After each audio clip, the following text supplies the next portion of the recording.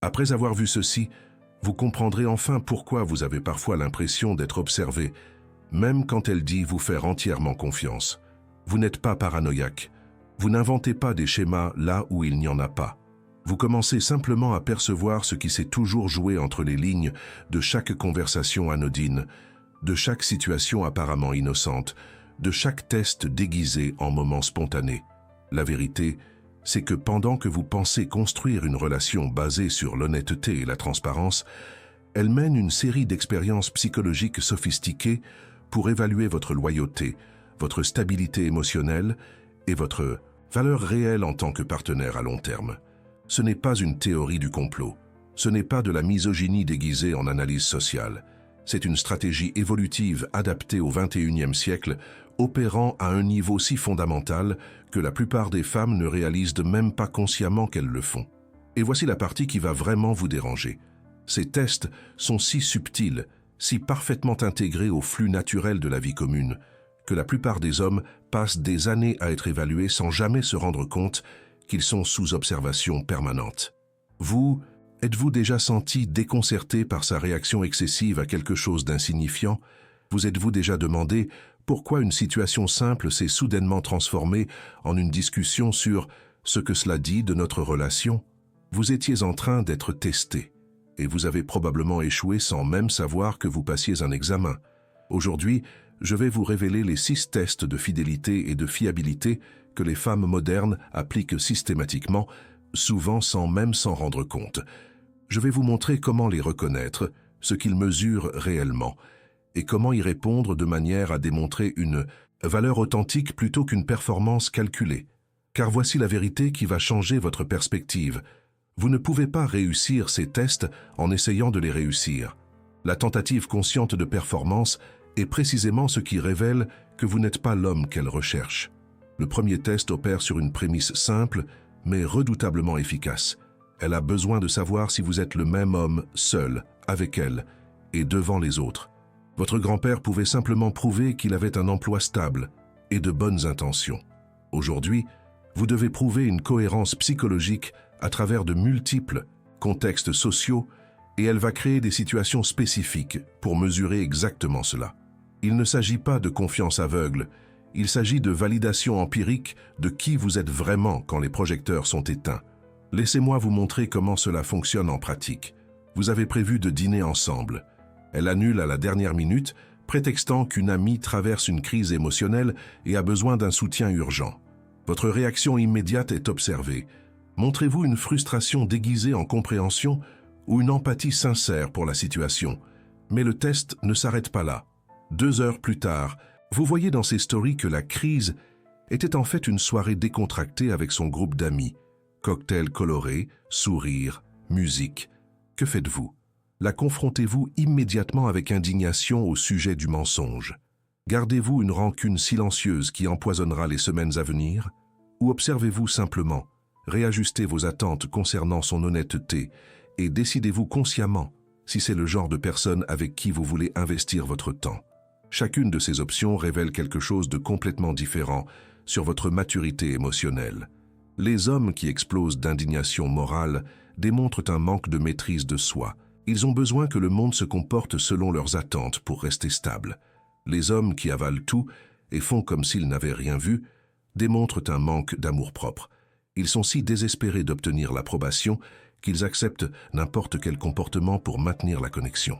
Mais les hommes qui abordent la situation avec une curiosité sincère, qui interrogent directement sur l'écart sans accusation émotionnelle, qui fixent des limites claires sur le type d'honnêteté qu'ils attendent, ces hommes démontrent une force équilibrée. Et c'est cela qui est mesuré.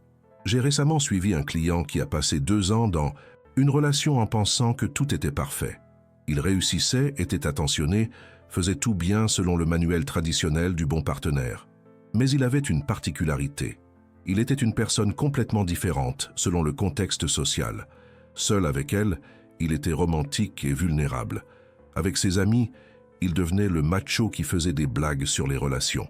Avec sa famille à elle, il était le gendre idéal, excessivement poli. Sa partenaire percevait ces changements et les interprétait correctement. Il n'avait pas un moi unifié, juste une collection de personnages qu'il alternait stratégiquement. Elle a rompu sans crier gare un jour, disant que quelque chose ne semblait pas authentique. Il était anéanti, sans comprendre ce qu'il avait fait de mal. En surface, il avait tout fait correctement. Mais il avait échoué au test fondamental, être constamment lui-même dans tous les contextes. La logique relationnelle ici est brutale mais simple. Les femmes modernes ont un accès sans précédent à l'information vous concernant via de multiples canaux, vos réseaux sociaux, vos interactions avec les autres, même ce que vous faites quand vous pensez que personne ne regarde. Elle peut voir comment vous traitez les serveurs, comment vous parlez de vos ex-partenaires, comment vous agissez quand vous êtes stressé au travail. Chacun de ces points de données contribue à une carte psychologique de qui vous êtes vraiment. Et s'il existe un écart significatif entre la version que vous lui présentez et la version qui émerge dans ces autres contextes, elle le remarquera. Elle ne vous confrontera peut-être pas immédiatement. Elle ne verbalisera peut-être même pas l'observation. Mais elle cataloguera cette information et l'utilisera pour éclairer ses décisions futures sur l'investissement à consentir dans la relation. Considérez un autre scénario courant. Vous êtes à un événement social. Quelqu'un fait un commentaire subtilement irrespectueux à son sujet ou au sujet de votre couple. Peut-être une blague sur le fait que vous avez perdu votre liberté, ou un commentaire sur la façon dont elle vous mène par le bout du nez, ou toute autre variation de ce thème culturel commun. Comment réagissez-vous? Vous riez pour ne pas paraître comme le type susceptible qui n'accepte pas la plaisanterie, vous restez dans un silence gêné, attendant que le moment passe, ou bien vous fixez une limite calmement mais fermement, indiquant clairement que certains types de commentaires ne sont pas acceptables sans devenir défensifs ou agressifs. La plupart des hommes échouent ici parce qu'ils ont été culturellement programmés pour valoriser l'approbation du groupe masculin au-dessus de la loyauté envers leur partenaire. Ils rient de la blague parce que confronter serait faire des histoires. Mais voici ce qu'elle voit. Vous n'avez pas le courage de défendre le couple lorsqu'il y a un coût social à le faire. Vous choisissez le confort temporaire avec des étrangers plutôt que le respect envers la personne qui est censée être votre priorité. Et elle l'enregistre. Peut-être qu'elle ne dit rien sur le moment. Mais cette observation va dans le dossier mental des fois où il a montré que les autres hommes sont plus importants que moi quand il faut choisir. Le schéma que j'observe constamment est le suivant. Les hommes qui sont réellement fiables n'ont pas besoin de jouer la fiabilité. Ils sont simplement la même personne dans tous les contextes parce qu'il y a une intégration authentique entre leurs valeurs déclarées et leurs comportements observables. Ils n'ont pas une version publique et une version privée. Ils ont juste une version qui s'exprime légèrement différemment selon le contexte, mais qui conserve les mêmes principes fondamentaux. Quand vous êtes ce type d'homme, vous réussissez le test de cohérence sans même savoir que vous êtes testé. Parce que vous n'essayez pas de réussir, vous êtes simplement. Mais c'est là que ça se complique. La tentation, lorsque vous commencez à percevoir ces tests, est de devenir hyper conscient et de commencer à jouer la cohérence. Vous commencez à calibrer chaque interaction, à penser « comment va-t-elle interpréter ça ?» à modifier votre comportement pour l'aligner sur ce que vous pensez qu'elle veut voir. Et paradoxalement, c'est exactement ce qui vous fait échouer au test, parce que maintenant vous jouez un rôle au lieu d'être. Et la performance, aussi sophistiquée soit-elle, finit toujours par révéler ses fissures sous une pression soutenue. La seule façon authentique de réussir ce test est de faire le travail intérieur pour devenir une personne intégrée. Cela signifie identifier vos vraies valeurs, pas celles que vous pensez devoir avoir. Cela signifie éliminer les écarts entre qui vous dites être et comment vous vous comportez réellement. Cela signifie être prêt à perdre l'approbation de certaines personnes pour maintenir l'intégrité de vos principes. C'est un travail difficile. C'est un travail que la plupart des hommes ne font jamais parce qu'il est plus facile d'avoir différentes versions pour différents publics. Mais c'est aussi le travail qui sépare les hommes qui sont choisis de manière cohérente des hommes qui sont tolérés temporairement.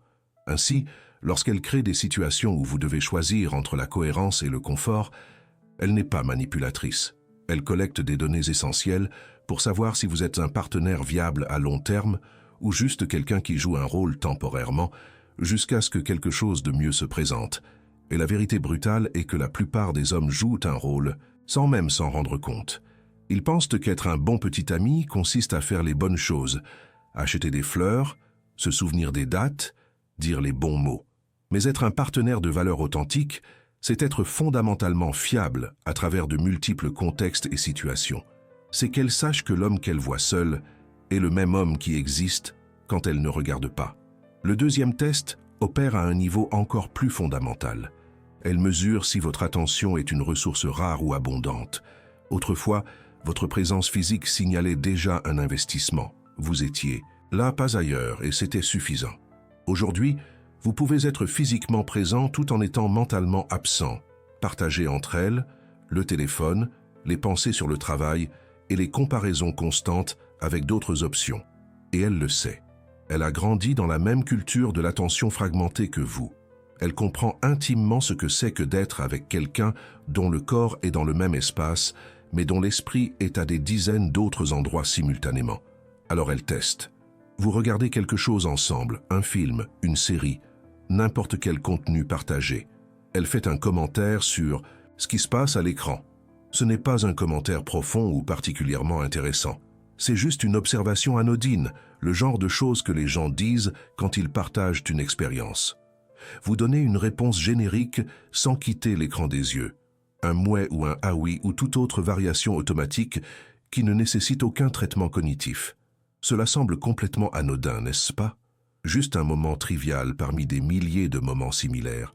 Mais elle vient de recueillir une information cruciale sur votre degré de présence lorsqu'il n'y a pas de stimulus sexuel ou de nouveauté en jeu. Elle a observé que vous êtes en mode de consommation passive, que votre attention est sur le contenu et non sur l'expérience partagée, que vous n'êtes pas vraiment avec elle, vous occupez juste le même espace physique tout en consommant du divertissement en parallèle. Et elle l'enregistre. La répétition de ces micro-moments au fil des semaines et des mois construit un récit sur si vous êtes quelqu'un qui apprécie seulement les moments de haute intensité ou si vous habitez vraiment la relation dans tous ses états. J'ai récemment suivi une femme qui envisageait de mettre fin à une relation de 3 ans. Son partenaire était objectivement un homme bien, travailleur, fidèle, sans addiction ni comportements destructeurs évidents. Mais elle décrivait un sentiment persistant de solitude, même lorsqu'ils étaient ensemble. Nous avons exploré cela plus en profondeur. Le schéma était cohérent. Il était présent pour les moments importants, dates spéciales, conversations sérieuses, moments d'intimité sexuelle. Mais dans les intervalles entre ces pics, il était mentalement absent. Sur le canapé ensemble, mais naviguant sur son téléphone. Dînant ensemble, mais pensant clairement au travail. Techniquement présent, fonctionnellement absent. Elle ne pouvait pas articuler exactement ce qui n'allait pas parce qu'en surface, tout semblait correct. Il ne faisait rien d'évidemment problématique, mais elle sentait à un niveau viscéral qu'elle n'était pas une vraie priorité. Elle était juste la personne qui occupait la place de partenaire dans sa vie pendant que sa véritable attention était fragmentée entre des dizaines d'autres choses. Et voici ce qui est dévastateur à ce sujet. Il pensait sincèrement être un bon partenaire. Il remplissait toutes les obligations visibles, mais il échouait complètement au test invisible de la présence soutenue. La logique de l'attention a fondamentalement changé. Les générations précédentes avaient des ressources d'attention limitées, la télévision, la radio, quelques magazines, les conversations en face à face. Leur attention était naturellement plus concentrée, car il n'y avait tout simplement pas autant d'alternatives en compétition. Aujourd'hui, vous avez littéralement une infinité d'options de stimulation disponibles dans votre poche. Vous pouvez être avec elle tout en vérifiant simultanément des messages, en faisant défiler des flux, en pensant à ce commentaire que quelqu'un a fait en ligne, en planifiant le prochain projet. Votre attention est devenue une ressource infiniment divisible, et la tendance naturelle est de la traiter comme telle. Mais les relations profondes ne fonctionnent pas avec une attention fragmentée. Elles nécessitent des périodes soutenues de concentration non partagée où vous êtes authentiquement présent avec l'autre personne. Et elles testent si vous en avez encore la capacité ou si vous êtes devenu si accro à la stimulation constante que la présence authentique est devenue impossible pour vous. Quand elle fait ce commentaire désinvolte pendant le film et que vous répondez automatiquement, elle ne mesure pas si vous avez trouvé le commentaire intéressant. Elle mesure si vous êtes là avec elle ou si vous occupez simplement de l'espace tout en consommant du contenu en parallèle. Considérez un autre scénario courant. Vous parlez de quelque chose d'important pour elle, un problème au travail, une situation avec des amis, tout ce qui a un poids émotionnel réel. Au milieu de la conversation, Vous jetez un œil à votre téléphone, pas un long regard, juste quelques secondes pour vérifier une notification. Vous revenez immédiatement à la conversation. De votre point de vue, c'était anodin. Vous étiez présent à 95%, juste une brève distraction. De son point de vue, vous venez de prouver qu'il y a quelque chose sur votre téléphone de plus important que le moment de vulnérabilité qu'elle partage avec vous. Son interprétation n'est pas injuste ou exagérée. Elle est économiquement rationnelle. Elle investit de l'énergie émotionnelle en partageant quelque chose de significatif. Vous signalez que votre attention est une ressource abondante qui peut être librement divisée, même pendant les moments de vulnérabilité. La conclusion logique, vous ne valorisez pas suffisamment l'accès à sa vie intérieure pour lui accorder toute votre attention, même quand elle vous l'offre littéralement. Et si vous ne le valorisez pas quand elle le donne librement, combien le valoriserez-vous quand il faudra un réel effort pour y accéder? Le schéma que j'observe est que les hommes modernes traitent l'attention comme une ressource infinie, parce que technologiquement, elle est infinie. Vous pouvez toujours ajouter une chose de plus à votre conscience fragmentée. Mais émotionnellement, l'attention authentique reste une ressource rare. Vous n'avez qu'une quantité limitée de présence profonde disponible à un moment donné, et les relations viables consomment une part importante de cette ressource limitée. Lorsque vous traitez l'attention comme abondante et divisible, vous communiquez fondamentalement qu'elle ne mérite pas l'accès à la ressource rare et précieuse. Elle ne mérite que l'accès à la ressource abondante et bon marché. C'est là que les hommes sont confus. Ils pensent que la présence est une question de quantité de temps. Mais je passe toutes les soirées avec elle. Oui, vous le faites. Mais combien de ce temps êtes-vous réellement présent par rapport au simple partage d'un espace physique pendant que votre esprit est ailleurs? Elle préférerait 30 minutes d'attention complète et non partagée à 3 heures de présence physique avec une attention fragmentée. Parce que 30 vraies minutes démontrent que vous valorisez suffisamment la connexion pour donner la ressource rare.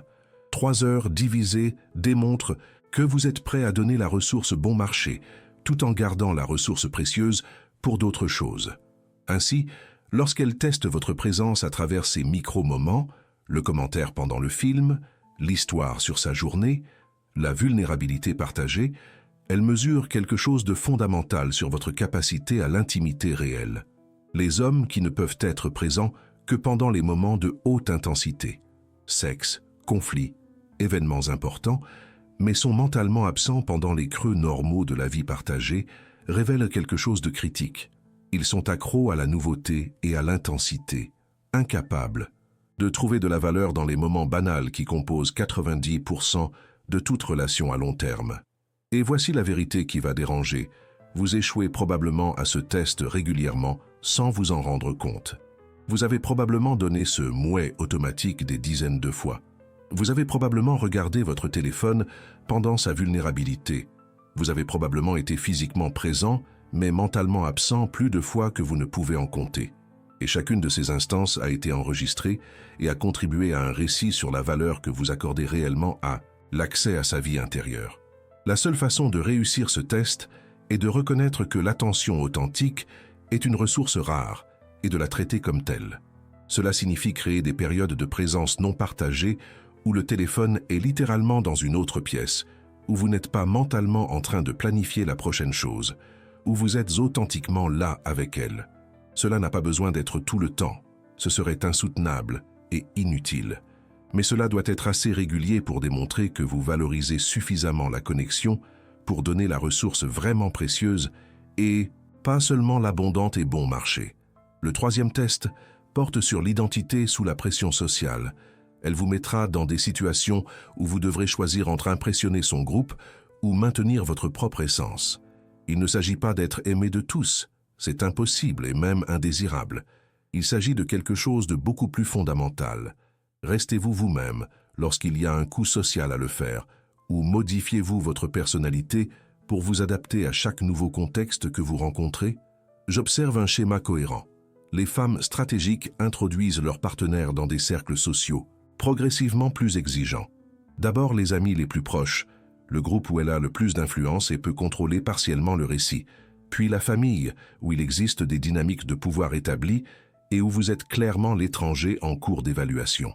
puis des environnements professionnels ou sociaux où vous n'avez pas d'alliés naturels, où tout le monde la connaît depuis des années et où vous êtes le nouvel élément intégré à l'écosystème.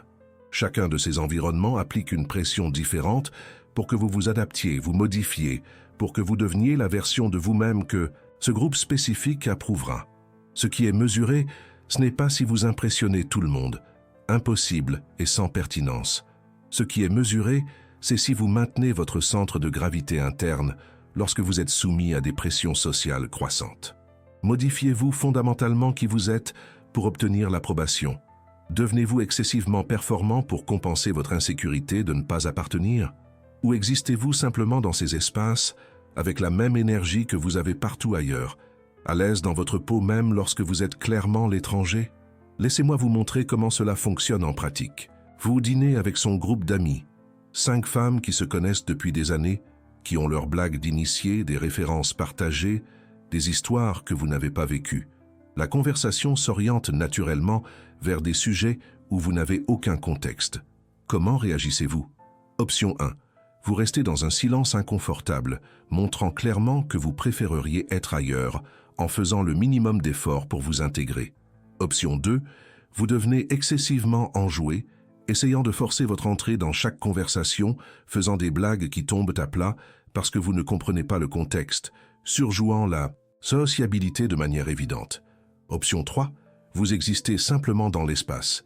Posez des questions sincères lorsque vous êtes curieux, contribuez lorsque vous avez quelque chose de pertinent à dire, restez confortablement silencieux lorsque vous n'avez rien à ajouter et ne traitez pas le moment comme un test d'approbation que vous devez réussir. La plupart des hommes choisissent l'option 1 ou 2. L'option 1 révèle une insécurité déguisée en indifférence. Vous ne savez pas comment exister dans des espaces où vous n'êtes pas automatiquement le centre d'attention ou où vous n'avez pas de statut établi. L'option 2 révèle une insécurité déguisée en extraversion. Vous êtes si désespéré d'obtenir l'approbation que vous devenez une caricature performative de la sociabilité. L'option 3 démontre quelque chose de complètement différent. Vous n'avez pas besoin de validation externe pour vous sentir précieux. Vous pouvez exister confortablement dans des espaces où vous n'êtes pas le protagoniste, où vous êtes juste une personne de plus sans que cela ne menace votre identité. J'ai récemment suivi un homme qui ne comprenait pas pourquoi sa partenaire prenait ses distances. Ils avaient une compatibilité évidente, intérêts similaires, valeurs alignées, bonne alchimie. Mais elle a commencé à mentionner que quelque chose n'allait pas après l'avoir présenté à son cercle social. Nous avons exploré les détails. Ce qui a émergé était un schéma dévastateur. Il était une personne complètement différente selon les personnes présentes dans l'environnement. Avec ses amis, il était le gars drôle et détendu. Avec ses collègues, il était le professionnel sérieux et concentré. Avec le groupe de sa partenaire, il essayait d'être un mélange confus des deux, modifiant son comportement toutes les quelques minutes en fonction de qui parlait, comme un caméléon social, incapable de conserver une forme cohérente. Elle l'a interprété correctement. Il n'avait pas de moi unifié. Il avait une collection de personnages qu'il alternait stratégiquement en fonction de ce qu'il pensait que chaque public voulait voir. Et voici pourquoi c'est un problème fatal. Si vous êtes une personne différente dans chaque contexte, qui êtes-vous vraiment? À quelle version d'elle-même doit-elle faire confiance? Si vous modifiez fondamentalement votre personnalité pour obtenir l'approbation de chaque nouveau groupe, qu'est-ce qui vous empêche de modifier votre personnalité dans votre relation avec elle lorsqu'une incitation à le faire se présentera? Le piège ici est que les hommes interprètent ce test comme « je dois impressionner les personnes importantes pour elles ».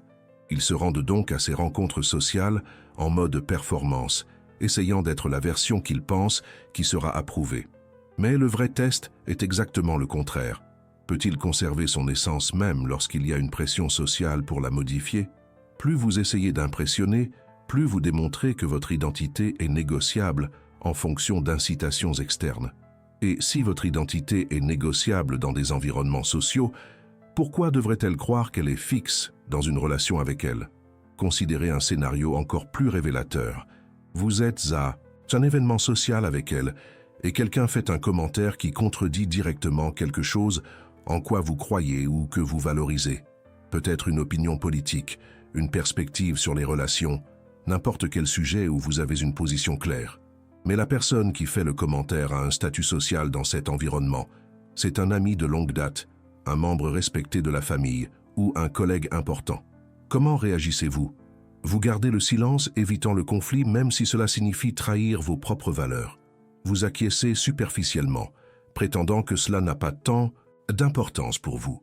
Ou vous exprimez votre point de vue divergent de manière respectueuse mais claire, même en sachant que cela peut créer une tension temporaire.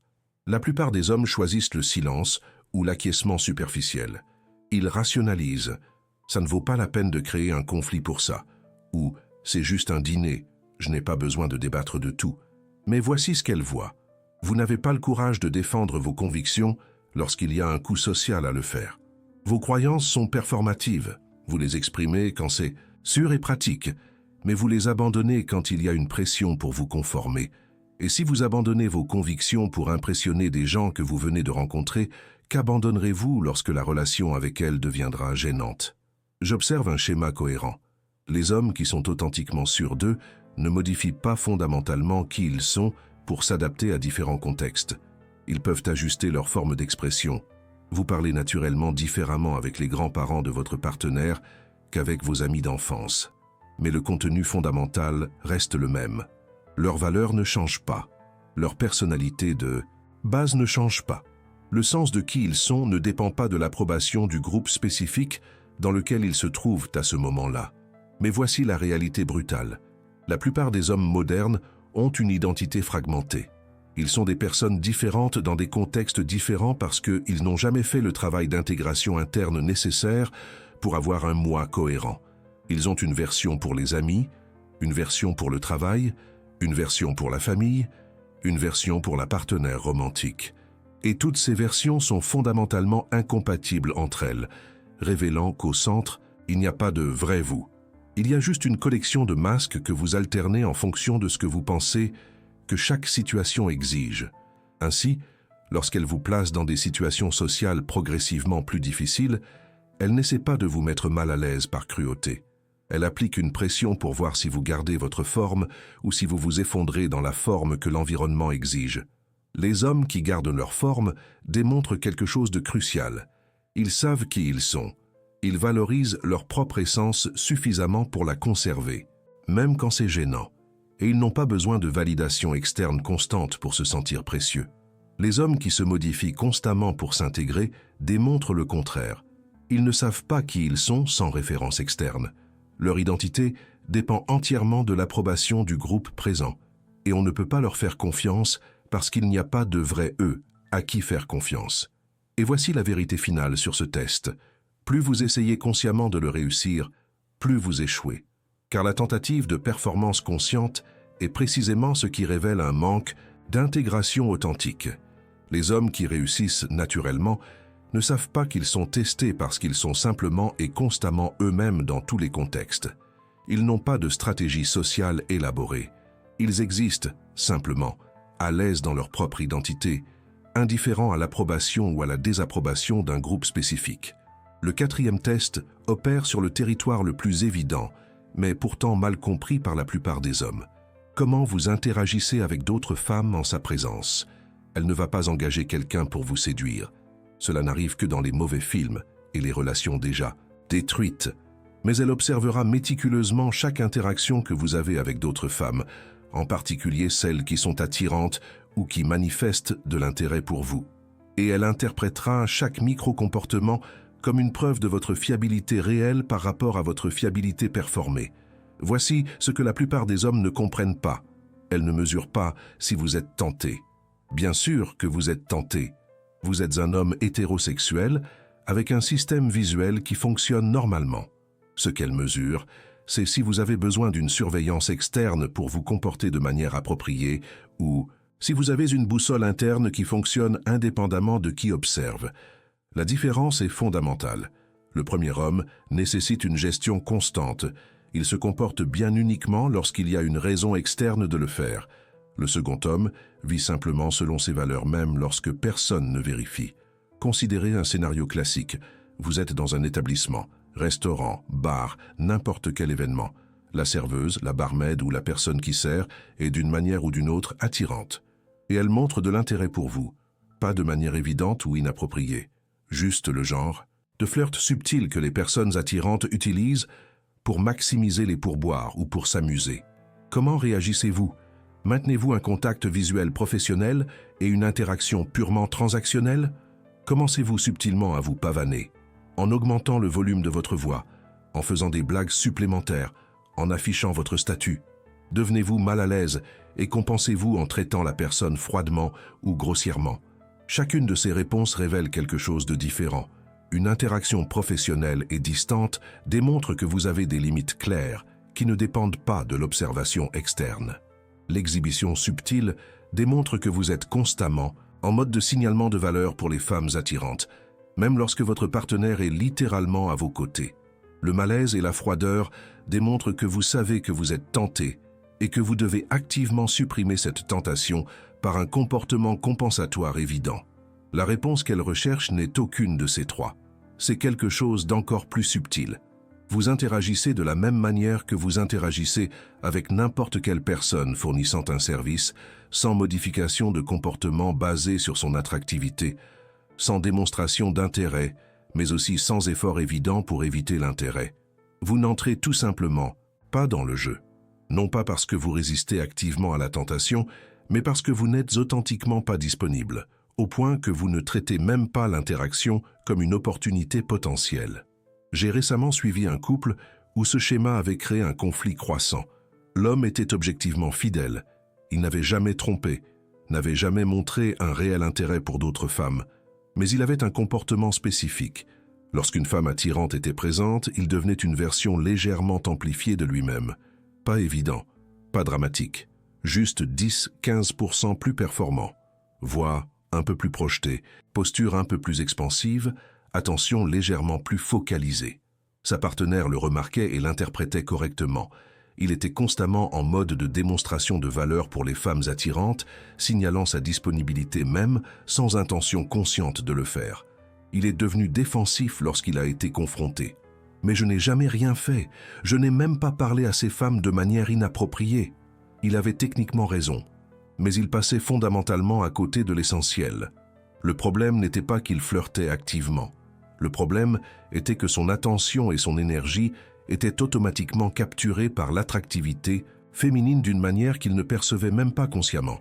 Il opérait sur une programmation évolutive pure, voir une femme attirante, démontrer sa valeur, voir s'il y a un intérêt réciproque. Même quand il ne voulait consciemment pas le faire, son comportement automatique révélait le schéma. Sa partenaire interprétait cela de manière économiquement rationnelle. S'il ne peut même pas contrôler les modifications automatiques de son comportement devant elle, que se passe-t-il quand elle n'observe pas? Si une serveuse aléatoire suffit à activer le mode de démonstration de valeur, que se passe-t-il lorsqu'une collègue de travail attirante exprime un réel intérêt?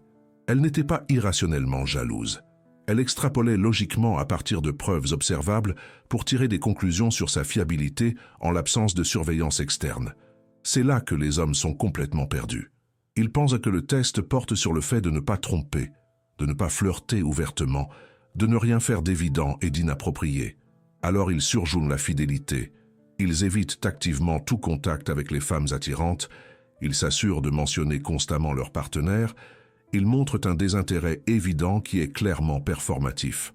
Mais c'est tout aussi révélateur, car cela démontre que la tentation est réelle et nécessite une gestion active, et non que vous êtes authentiquement indisponible de manière automatique. Considérez un autre scénario.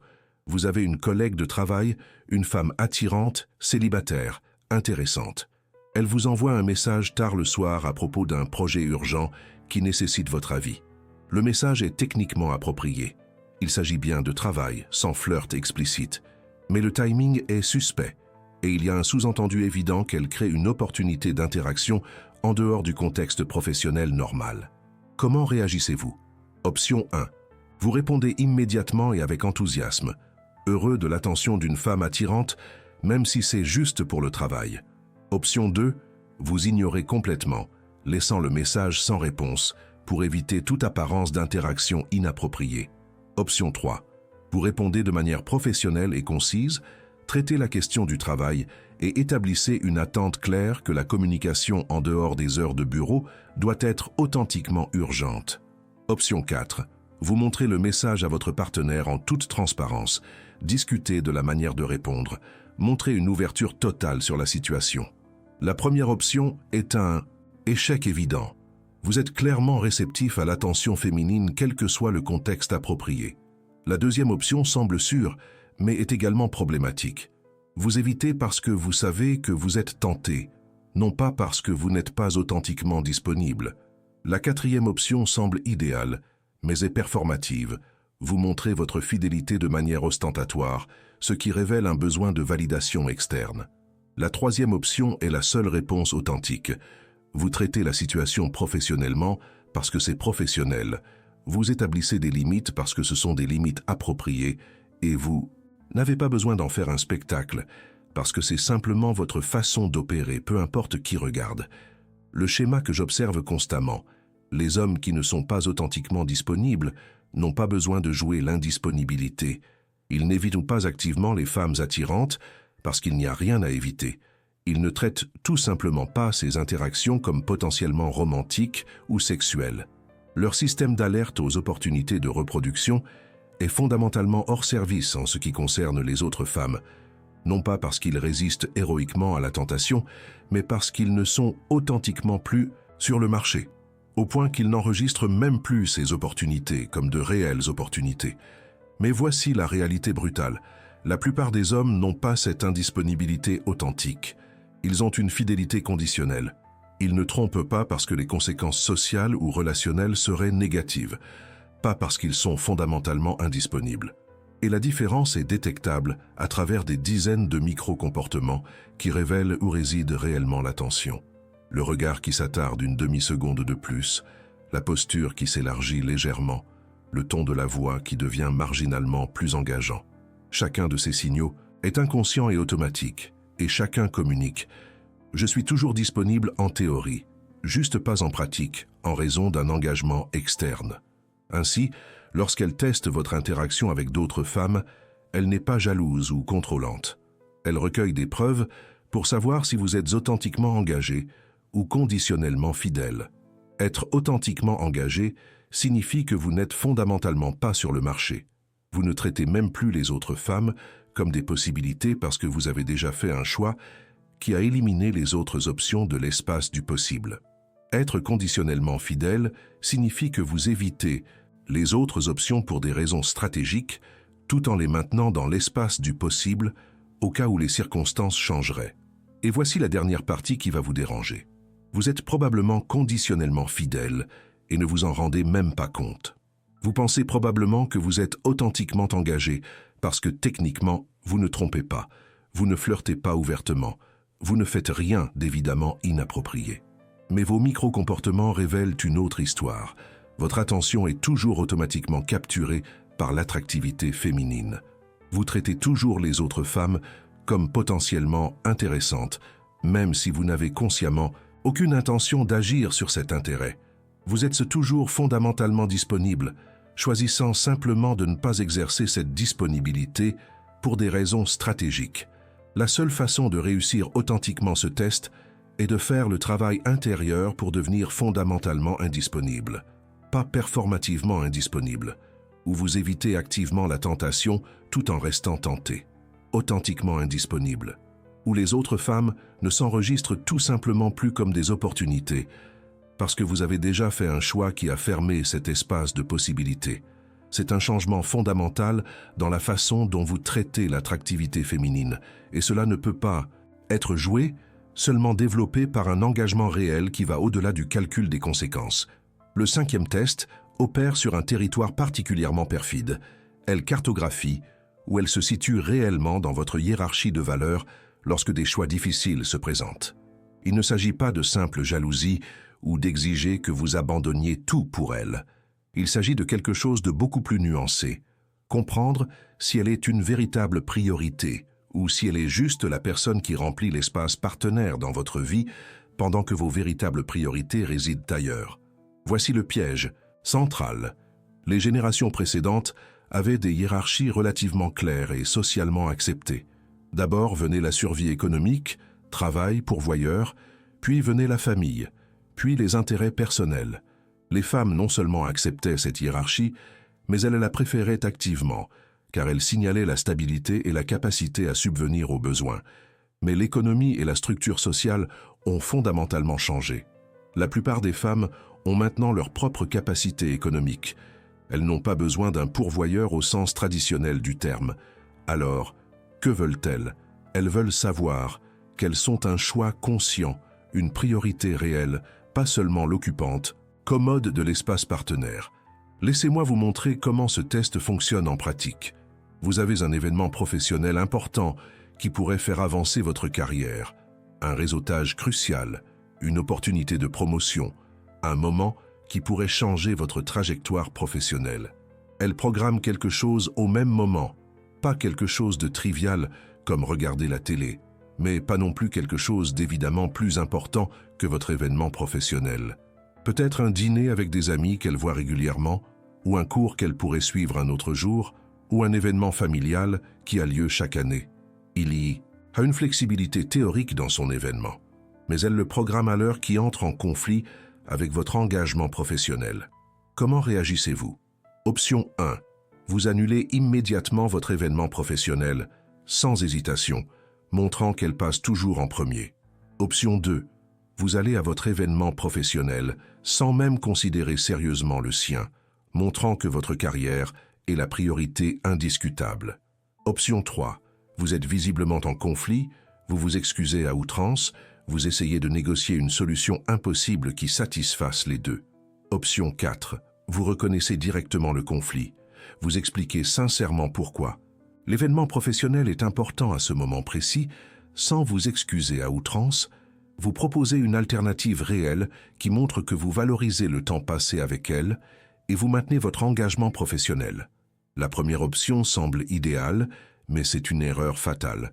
Vous avez démontré que vous n'avez pas de mission propre au-delà de la satisfaire, que vous abandonnez des opportunités importantes à la première suggestion de conflit, que vous n'avez aucun sens du but indépendamment de la relation. La deuxième option est tout aussi problématique. Vous avez démontré qu'elle est périphérique à vos véritables priorités, que le travail passe toujours en premier sans considération, que la relation est une commodité que vous maintenez seulement quand elle n'interfère pas avec ce qui compte vraiment. La troisième option révèle une faiblesse différente. Vous ne pouvez pas prendre de décision et maintenir une position. Vous traitez les conflits inévitables comme des catastrophes à éviter à tout prix. Vous vous excusez d'avoir vos propres priorités. La quatrième option est la seule qui démontre une réelle maturité. Vous avez des priorités claires. Vous pouvez articuler pourquoi elles sont des priorités sans vous excuser. Vous montrez qu'elle est importante par une action alternative réelle plutôt que par de simples mots, et vous maintenez l'intégrité de vos propres engagements. J'ai récemment suivi un homme qui ne comprenait pas pourquoi sa partenaire prenait ses distances. Il travaillait 70-80 heures par semaine dans une start-up, construisant sincèrement quelque chose d'important. Le week-end, quand il avait enfin du temps libre, il voulait juste décompresser, regarder du sport, jouer aux jeux vidéo, faire des activités qui ne nécessitaient aucune énergie mentale. Sa partenaire se plaignait rarement directement, mais sur une période de 18 mois, elle s'est progressivement éloignée émotionnellement jusqu'à finalement rompre, disant qu'elle sentait qu'elle n'avait jamais été vraiment une priorité. Il est devenu défensif. Mais je travaillais autant justement pour nous, pour construire une sécurité financière, pour avoir un avenir meilleur. Il avait techniquement raison, ses intentions étaient bonnes, mais il passait complètement à côté de l'essentiel. Elle ne remettait pas en question ses intentions, elle observait ses choix réels. Et le schéma était clair, il avait une énergie illimitée pour le travail, une énergie limitée pour décompresser, et zéro énergie à investir dans la relation. Le travail prenait 80% de sa vie, la récupération en prenait 15%. Elle recevait les 5% restants, et seulement quand rien d'autre n'était en compétition pour son attention. La hiérarchie réelle était le travail en premier, le repos en deuxième, elle loin en troisième position. Et voici ce qui est dévastateur. Il pensait sincèrement donner la priorité à la relation parce qu'il pensait à elle en travaillant, parce que le travail était pour eux, parce que techniquement, ils vivaient ensemble. Mais la pensée n'est pas une priorité. L'intention n'est pas une priorité. L'investissement réel de temps et d'énergie est une priorité. Et quand elle faisait le compte de l'allocation réelle, De ses ressources limitées, elle était clairement la troisième option, tolérer quand c'était pratique, ignorer quand c'était gênant. Le test de la hiérarchie ne porte pas sur un seul conflit d'agenda. Il porte sur un schéma soutenu de choix lorsque vos priorités déclarées entrent en conflit avec vos convenances personnelles. Chaque homme dit que sa partenaire est une priorité. Mais observez où il alloue son temps quand il est fatigué, où il alloue son énergie quand il est stressé, ce qu'il annule en premier quand un conflit d'agenda surgit.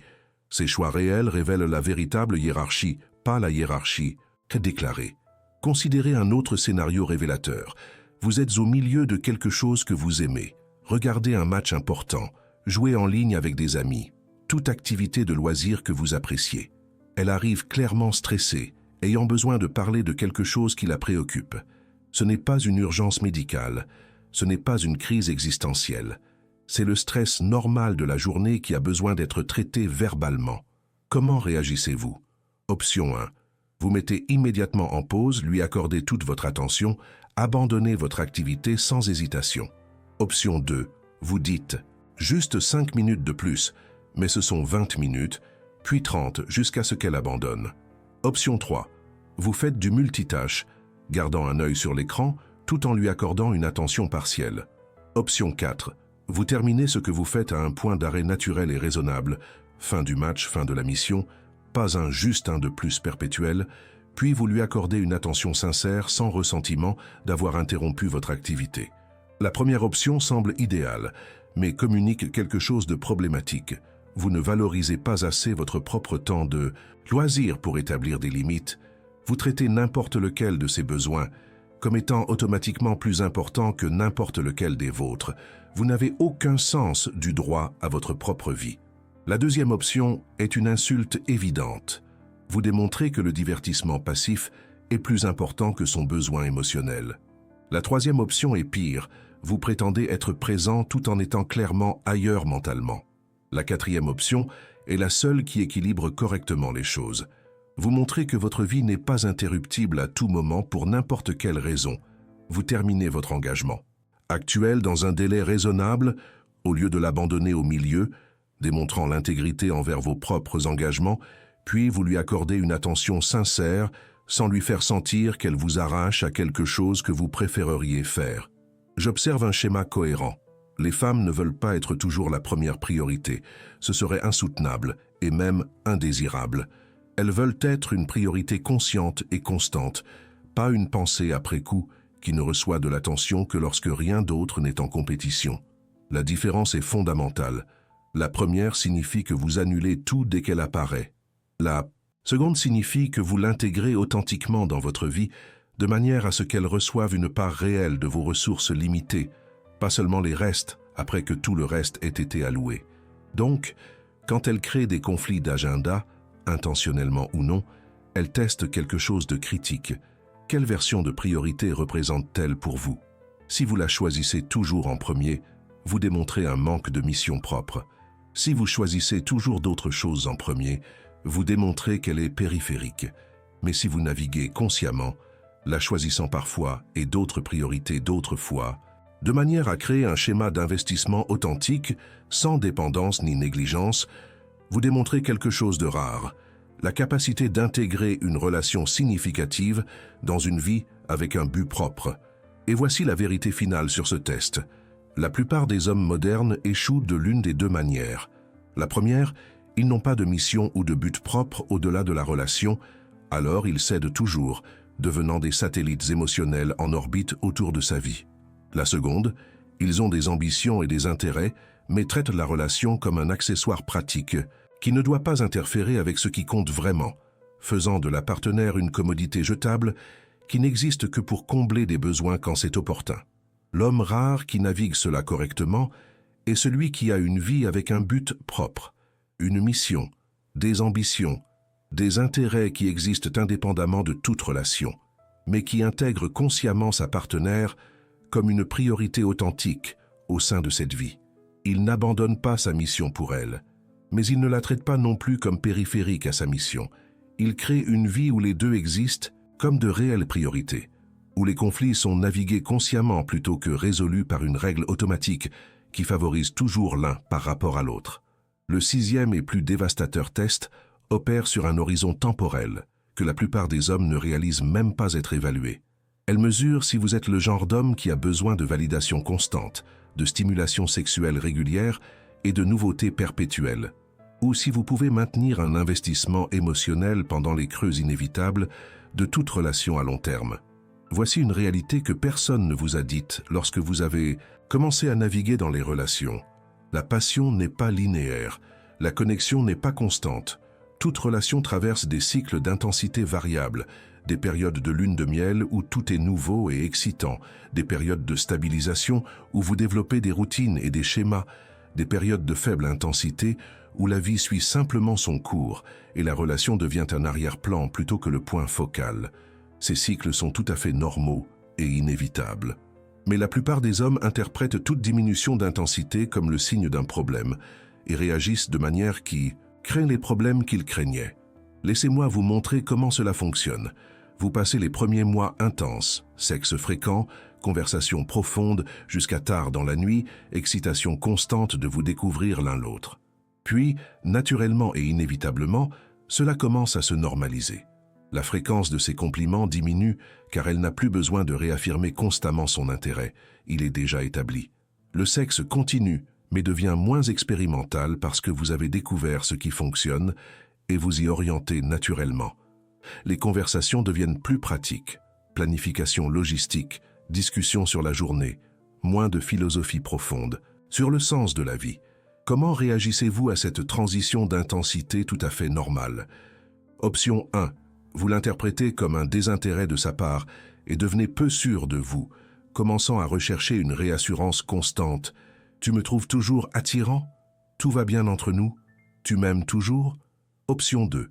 Vous l'interprétez comme une perte de passion et commencez à créer un drame artificiel pour régénérer l'intensité, en provoquant la jalousie, en créant des conflits inutiles, en recherchant l'émotion par la turbulence.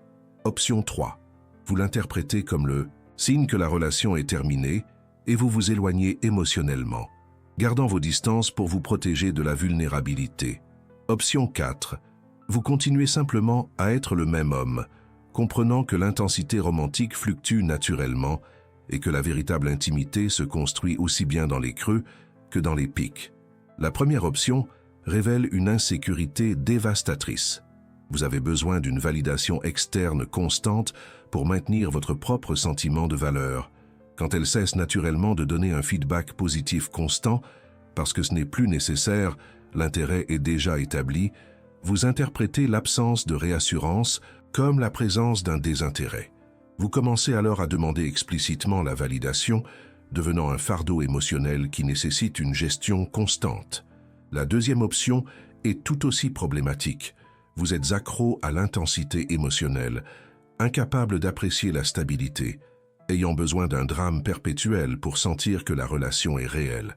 La troisième option révèle une incapacité critique à tolérer la vulnérabilité.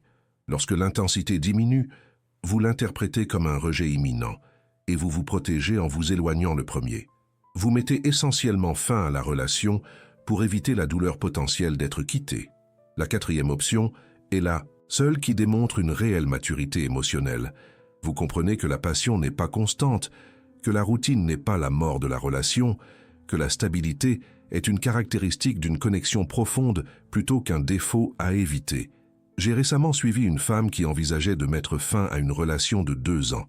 Son partenaire était objectivement un homme bien dans la plupart des domaines, travailleur, honnête, sans comportement destructeur évident. Mais elle a décrit un schéma spécifique. Il avait besoin d'une validation romantique constante pour se sentir en sécurité. Chaque fois qu'elle était occupée par le travail ou des amis, chaque fois qu'elle voulait simplement du temps seule, chaque fois qu'elle n'était pas en mode romantique actif, il l'interprétait comme un rejet et commençait à chercher à être rassuré. Les conversations suivaient le même schéma. « Tout va bien? Tu es en colère contre moi? On dirait que tu es distante. Tu veux toujours être avec moi. » Il croyait sincèrement bien communiquer, prendre le pouls de la relation, être émotionnellement ouvert. Mais ce qu'elle vivait était complètement différent. Elle devait constamment gérer son insécurité, le rassurer sur le fait que les fluctuations normales de l'humeur et de l'énergie ne signifiaient pas un rejet, jouer l'enthousiasme romantique même quand elle voulait simplement exister en paix. Voici ce qui est dévastateur. Il avait transformé la relation en un travail émotionnel perpétuel pour elle. Elle ne pouvait pas simplement être, elle devait constamment démontrer et rassurer. Non pas parce qu'elle avait changé d'avis sur lui, mais parce qu'il était incapable de maintenir sa stabilité émotionnelle sans un apport externe constant de validation. Et finalement, c'est devenu insoutenable. Elle ne rompait pas parce qu'elle l'aimait moins. Elle rompait parce qu'elle ne pouvait plus porter le poids émotionnel de le rassurer constamment qu'elle l'aimait. Le schéma que j'observe constamment est le suivant. Les relations traversent des cycles naturels et inévitables. Le début est intense parce que tout est nouveau et que vous collectez rapidement des informations sur la compatibilité. Après quelques mois, vous avez établi des schémas de base et l'intensité diminue naturellement parce que vous n'avez plus besoin d'être en mode de découverte constante. Cela ne signifie pas que la connexion a diminué. Cela signifie qu'elle a mûri, passant de la nouveauté excitante à une familiarité confortable. Mais les hommes modernes ont été culturellement programmés pour croire que la passion doit être constante, que la diminution de l'intensité signifie un problème, qu'une relation saine est celle où vous êtes perpétuellement excité et validé. Ainsi, lorsque l'inévitable normalisation se produit, ils l'interprètent comme un échec plutôt que comme une progression naturelle. Et leur réponse à cette interprétation erronée crée les vrais problèmes. Considérez un schéma spécifique qui émerge dans les 6 à 12 premiers mois de la plupart des relations. Au début, le sexe est fréquent et expérimental. Vous explorez, découvrez, profitez de la nouveauté. Après quelques mois, la fréquence diminue naturellement un peu et vous vous orientez vers ce qui fonctionne le mieux plutôt que d'expérimenter constamment. C'est une progression tout à fait normale. Vous avez établi des préférences et vous en profitez de manière cohérente plutôt que de traiter chaque rencontre comme une expérience. Mais observez comment l'homme typique interprète cela. Il compare la fréquence et l'intensité actuelle avec la période de lune de miel et conclut que la passion est en train de mourir. Il répond alors de l'une des nombreuses manières destructrices. Peut-être qu'il commence à faire pression pour avoir des relations sexuelles plus fréquentes, créant une dynamique où elle sent qu'elle doit jouer un désir qu'elle ne ressent pas naturellement sur le moment. Peut-être qu'il devient peu sûr de son attractivité, commençant à rechercher une validation sexuelle constante. Peut-être qu'il accepte simplement passivement et en nourrit une rancune silencieuse, laissant la distance émotionnelle grandir.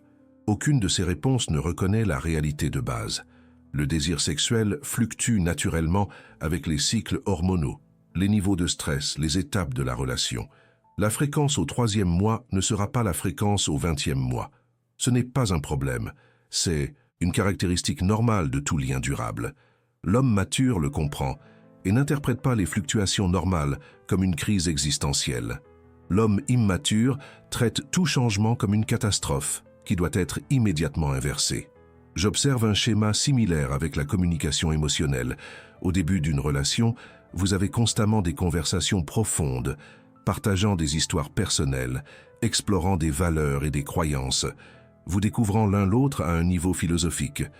Après quelques mois, vous avez déjà partagé la plupart des grandes histoires, exploré la plupart des sujets profonds. Les conversations deviennent naturellement plus pratiques. La logistique de la journée, la planification de l'avenir, les discussions sur les décisions communes. L'homme immature interprète cela comme « nous n'avons plus rien à nous dire ». L'intensité des conversations initiales lui manque, et il conclut que la connexion intellectuelle est en train de mourir. Mais l'homme mature comprend que l'intimité profonde ne nécessite pas une nouveauté constante. Vous pouvez avoir une intimité profonde en discutant de la planification de la semaine, car il existe un contexte partagé, une histoire commune, la compréhension que vous êtes une équipe travaillant ensemble sur une vie partagée. La profondeur ne vient pas seulement des sujets philosophiques, elle vient de la qualité du partenariat, qui imprègne même les conversations pratiques. Voici le vrai test. Lorsque la relation entre dans une période de faible intensité, sexe moins fréquent, conversation plus pratique, moins de compliments spontanés, moins de drames romantiques, pouvez-vous maintenir un investissement émotionnel? Pouvez-vous valoriser la stabilité et le confort plutôt que de toujours rechercher le pic d'intensité? Pouvez-vous être présent pendant la routine normale sans interpréter l'absence d'excitation comme la présence d'un problème? La plupart des hommes échouent spectaculairement à ce test. Ils sont accros à la nouveauté et à l'intensité, incapables d'apprécier la stabilité comme une valeur en soi. Ils interprètent donc toute période de faible intensité comme le signe que la relation se termine, et leurs réponses anxieuses créent une prophétie auto-réalisatrice. Ils deviennent nécessiteux quand elle a besoin d'espace. Ils créent du drame quand elle veut la paix. Ils recherchent la validation quand elle veut simplement exister ensemble sans avoir à jouer une passion active. Et finalement, elle se lasse. Non pas parce que l'amour a diminué, mais parce qu'elle ne peut plus porter le poids de le rassurer constamment sur le fait que les fluctuations normales ne signifient pas un rejet. Elle ne peut plus jouer l'enthousiasme romantique perpétuel pour maintenir son ego gonflé. Elle ne peut plus gérer son insécurité face à chaque changement naturel dans le rythme de la relation. J'ai traité un autre cas récemment qui illustre parfaitement ce schéma. Un couple était ensemble depuis 18 mois. La femme était heureuse et investie. L'homme était constamment anxieux, interprétant chaque petit changement comme la preuve d'un problème imminent. Elle passait un week-end avec des amis. Il devenait peu sûr de savoir si elle voulait toujours être avec lui. Elle était fatiguée et ne voulait pas sortir. Il l'interprétait comme une perte d'intérêt à faire des choses ensemble. Elle préférait dormir tôt plutôt que d'avoir des relations sexuelles. Il devenait anxieux quant à son attractivité. Chacun de ces moments individuels est tout à fait normal et explicable par des facteurs qui n'ont rien à voir avec la qualité de la relation. Mais accumulé sur des mois, la nécessité constante de le rassurer est devenue un travail émotionnel insoutenable. Elle a finalement rompu et il était complètement confus. Mais je me suis toujours tellement soucié. Je vérifiais toujours si tout allait bien. Je communiquais constamment sur mes sentiments. Il avait techniquement raison de faire toutes ces choses, mais il passait à côté d'un point fondamental. Sa communication ne visait pas à construire une connexion. Elle visait à gérer sa propre anxiété par une validation externe constante. Chaque « tout va bien » n'était pas une question sincère sur l'état de la relation. C'était une demande de réassurance qu'il était toujours désiré. Et la différence est énorme. Les hommes émotionnellement stables n'ont pas besoin d'être rassurés en permanence car leur sentiment de valeur ne dépend pas entièrement de la validation externe. Ils comprennent que leur partenaire a sa propre vie, ses propres humeurs, ses propres cycles qui n'ont rien à voir avec la valeur qu'elle accorde à la relation. Ils peuvent tolérer des périodes de faible intensité sans l'interpréter comme un rejet. Ils peuvent lui donner de l'espace quand elle en a besoin, sans craindre que cet espace signifie un éloignement permanent. Mais voici la réalité brutale. La plupart des hommes modernes ont une stabilité émotionnelle dépendante d'une validation externe constante. Ils ont besoin d'un feedback positif régulier pour maintenir le sentiment qu'ils sont précieux et désirés. Lorsque le feedback diminue naturellement à mesure que la relation mûrit, ils interprètent l'absence de validation constante comme la présence d'un rejet, et leurs réponses anxieuses créent exactement le résultat qu'ils craignaient.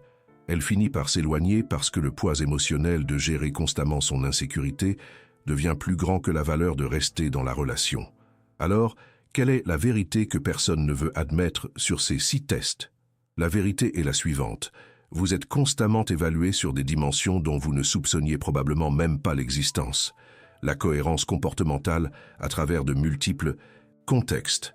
La capacité à donner une attention authentique par rapport à une présence performative.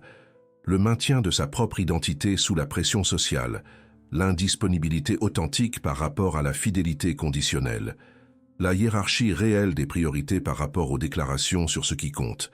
La stabilité émotionnelle indépendante d'une validation externe constante. Chaque exemple que j'ai montré, chaque schéma que j'ai identifié, mène à la même conclusion inéluctable. Les relations modernes sont à la fois plus transparentes en surface et infiniment plus complexes dans les couches profondes. Alors que les générations précédentes naviguaient des attentes explicites et des rôles bien définis, il subvient aux besoins économiques, elle gère la sphère domestique, vous naviguez dans un labyrinthe d'attentes implicites qui évaluent des dimensions de compatibilité que vos grands-parents ne considéraient même pas pertinentes. Elle ne fait pas ça pour être cruelle ou manipulatrice. Elle le fait parce que le coût de se tromper n'a jamais été aussi élevé et les options n'ont jamais été aussi abondantes. Elle peut quitter une mauvaise relation plus facilement que n'importe quelle génération précédente. Elle a moins de pression sociale pour tolérer un partenaire inadéquat. Elle a plus d'accès à des alternatives grâce à la technologie et à des connexions sociales élargies. Il est donc tout à fait économiquement logique qu'elle développe des méthodes sophistiquées pour évaluer si vous êtes vraiment qui vous prétendez être, si vous pouvez maintenir votre valeur dans le temps, si vous avez la capacité d'être un partenaire authentique par rapport à un performeur temporaire. L'ironie brutale, c'est que plus vous essayez consciemment de réussir ces tests, plus vous échouez, car la tentative de performance démontre précisément le manque d'authenticité que les tests sont conçus pour détecter. C'est comme essayer de s'endormir. L'effort conscient empêche le résultat souhaité. L'homme qui réussit naturellement ses tests ne sait pas qu'il est testé parce qu'il est simplement et constamment lui-même dans tous les contextes. Il n'a pas une version pour impressionner et une version réelle. Il n'a qu'une seule version intégrée qui répond authentiquement à chaque situation sans calcul stratégique. Alors que faites-vous de cette information maintenant que vous voyez ces schémas à l'œuvre? Vous avez essentiellement deux choix. Le premier, être plein de ressentiment envers le jeu, conclure que les relations modernes sont des manipulations élaborées, vous retirer émotionnellement et traiter les partenaires comme des commodités, jetables qui n'existent que pour satisfaire des besoins temporaires. Le second, accepter la réalité que l'évaluation est une partie naturelle et rationnelle de toute sélection de partenaires et faire le travail interne nécessaire pour devenir le type d'homme qui répond naturellement aux critères évalués. Le premier choix mène au cynisme et à la solitude. Une vie où vous avez une succession de connexions superficielles, mais jamais d'intimité réelle, parce que vous n'êtes jamais prêt à devenir authentiquement vulnérable. Le second choix mène à des relations où vous êtes choisi de manière cohérente, non pas parce que vous avez réussi des tests, mais parce que vous êtes fondamentalement un choix évident. Non pas par la performance, mais par une transformation authentique en l'homme qui possède les qualités qu'elle recherche. Et voici la dernière partie qui va vraiment vous mettre au défi. Si vous découvrez maintenant que vous avez constamment échoué à des tests que vous ne saviez même pas que vous passiez, ce n'est pas une tragédie, c'est une opportunité. Parce que vous avez enfin l'information qui vous permet de vous réajuster. Vous pouvez commencer à faire le travail pour devenir une personne intégrée plutôt qu'une collection de personnages. Vous pouvez développer la capacité de présence authentique plutôt qu'une présence physique avec une attention fragmentée. Vous pouvez cultiver une identité stable qui ne change pas en fonction de la pression sociale. Vous pouvez construire une indisponibilité authentique plutôt qu'une fidélité conditionnelle. Vous pouvez établir une hiérarchie claire de valeurs qui intègre votre partenaire comme une priorité réelle. Vous pouvez développer une stabilité émotionnelle qui ne dépend pas d'une validation externe constante. Aucune de ces transformations n'est facile. Toutes nécessitent un travail intérieur honnête que la plupart des hommes ne font jamais parce qu'il est plus confortable de blâmer les autres pour ses propres schémas d'échec. Mais ce sont aussi les transformations qui séparent les hommes qui sont choisis de manière cohérente des hommes qui sont tolérés temporairement. Ce sont les transformations qui vous permettent de construire une relation réelle basée sur une compatibilité authentique plutôt que sur une performance qui finit par s'effondrer sous la pression du temps. C'est la vérité que personne ne veut dire à voix haute. Vous ne pouvez pas vous frayer un chemin par la ruse vers une relation authentique. Vous ne pouvez pas jouer des qualités que vous n'avez pas. Vous ne pouvez pas prétendre être un homme intégré, présent, fiable et émotionnellement stable assez longtemps pour verrouiller la relation et ensuite vous détendre dans votre vraie version. Parce que la vraie version finit toujours par émerger sous la pression de la vie quotidienne et quand elle le fait, tous les tests que vous avez réussis en performant sont exposés comme des illusions temporaires.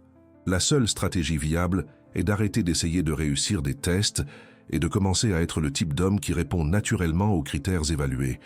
Il ne s'agit pas de la convaincre que vous avez de la valeur. Il s'agit de devenir authentiquement précieux et de la laisser arriver à la conclusion évidente. Une fois que vous voyez ces schémas à l'œuvre, vous ne pouvez plus prétendre qu'ils n'existent pas. Vous ne pouvez que décider si vous allez en vouloir au jeu ou élever votre propre jeu au point de ne plus avoir besoin de jouer consciemment.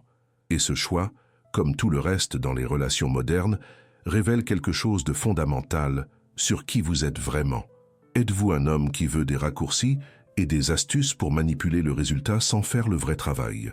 Ou êtes-vous un homme prêt à faire le difficile travail de transformation authentique parce que vous comprenez que c'est le seul chemin vers une relation qui en vaille la peine? La réponse à cette question détermine non seulement votre succès romantique, mais aussi la qualité fondamentale de la vie que vous mènerez et le type de personne que vous deviendrez.